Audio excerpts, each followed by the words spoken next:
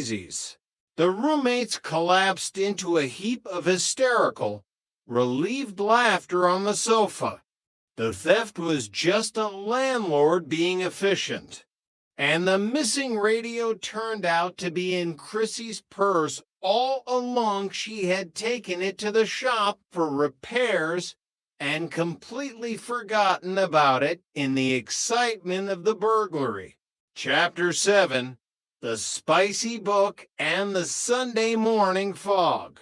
Sunday morning in Santa Monica always arrived with a certain lethargy, a thick blanket of marine layer fog that clung to the palm trees and muffled the sound of the Pacific.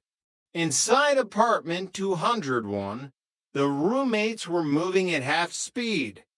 Jack was in the kitchen, nursing a mild headache and attempting to fry eggs without the aid of his usual culinary flair. The previous night's anniversary dinner with the Ropers had been a marathon of entrants, mostly enduring Stanley's anecdotes about his favorite wartime plumbing maneuvers. "Jack, did you see my gardening shears?" Jonna asked, walking into the kitchen while adjusting her sweater. She looked remarkably fresh for someone who had sat through 3 hours of Stanley Roper's worldview. "Last I saw, they were in the bathroom," Jack replied, flipping an egg with a precarious flick of his wrist. Chrissy was using them to open a bottle of nail polish that had rusted shut. Jonna sighed. Of course she was. The domestic peace was interrupted by a familiar, insistent rapping on the back door. It was Helen Roper. She practically burst into the room, looking over her shoulder as if she were being pursued by a tax collector.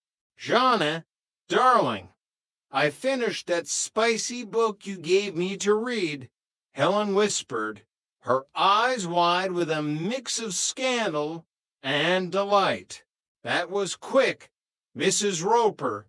Jonna smiled. "I only gave it to you yesterday afternoon." "Yesterday? I'm no fool." Helen laughed, leaning against the counter. "I went straight for the pages with the corners turned down. I read it last night in bed while Stanley was snoring his way through a documentary about gravel." Jack chuckled, sliding a plate of eggs toward the center of the table. "Enjoy the scenery, Mrs. Roper." It was like reading a gourmet menu at a health farm, Jack. Helen sighed, her layered necklaces clinking. "It's nice to know people out there are still having adventures that don't involve a thermostat or a leaky faucet." "Well, I'm glad it gave you some entertainment," Jonna said, pouring Helen a cup of coffee. "Entertainment? It gave me a migraine trying to imagine Stanley in those positions," Helen quipped. "But honestly, don't go yet. I haven't spoken to a living soul all day. All I get from Stanley is one grunt for yes, 2 grunts for no, and a burp when he wants his dinner. 20 years of that. Almost. Our anniversary really highlights the consistency."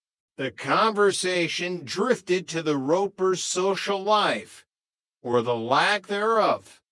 According to Helen, their calendar consisted of Bretta followed by Charlie's Angels. It was a life of televised detectives and localized complaining. "I envy you young people," Helen said, her gaze drifting around the cluttered, vibrant kitchen. "The life you lead, the boyfriends, the excitement, the drama of a missing rent envelope.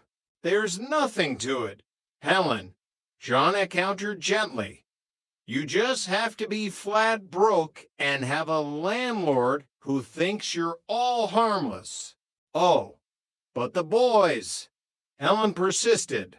They're always after one thing, aren't they? Yes, Jonna nodded.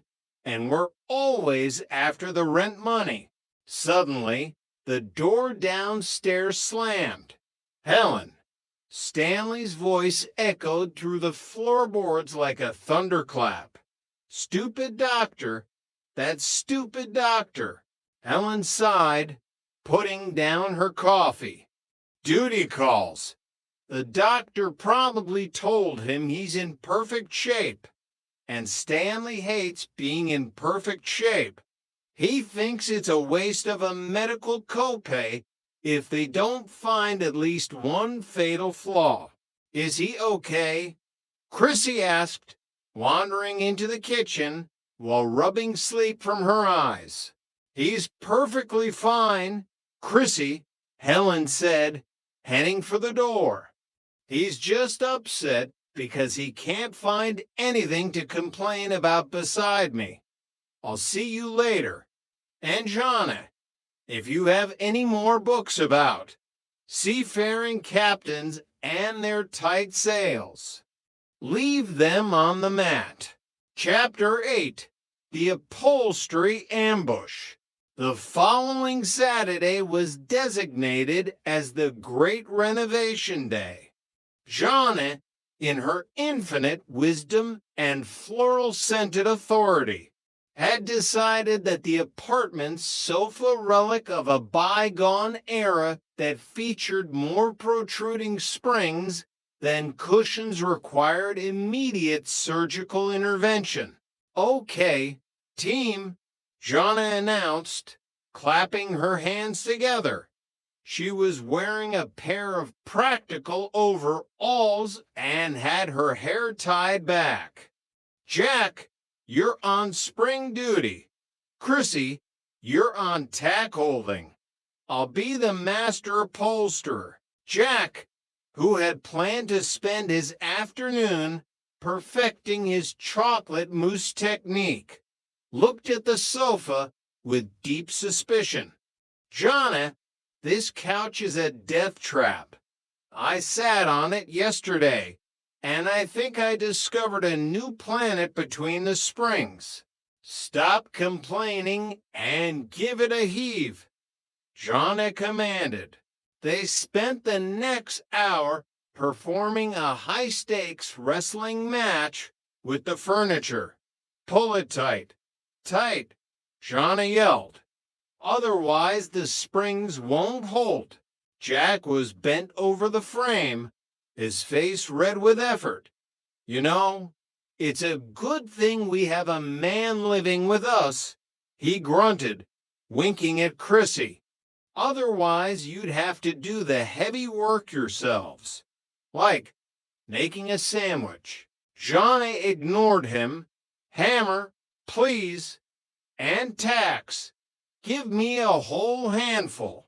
Jack decided to show off his professional skills.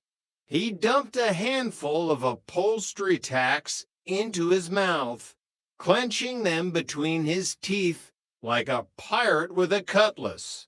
Jack, what are you doing? Chrissy gasped. You're going to swallow them. HMPH, HMPH, HMPH. Jack tried to explain, his cheeks bulging. He gestured toward the frame, attempting to hammer a tack while several others poked out of his lips. How can you talk so clearly with all those tacks in your mouth? Jonna asked, genuinely impressed by the absurdity. I'll get you some water, Chrissy offered, moving toward the kitchen. No water? Jonna shouted. The tacks will get rusty. Just let him finish the corner. The renovation was interrupted by the sudden appearance of Stanley Roper, who walked in without knocking, holding his jaw and looking like he'd just gone 10 rounds with a heavy bag. What's all that thumping going on up here?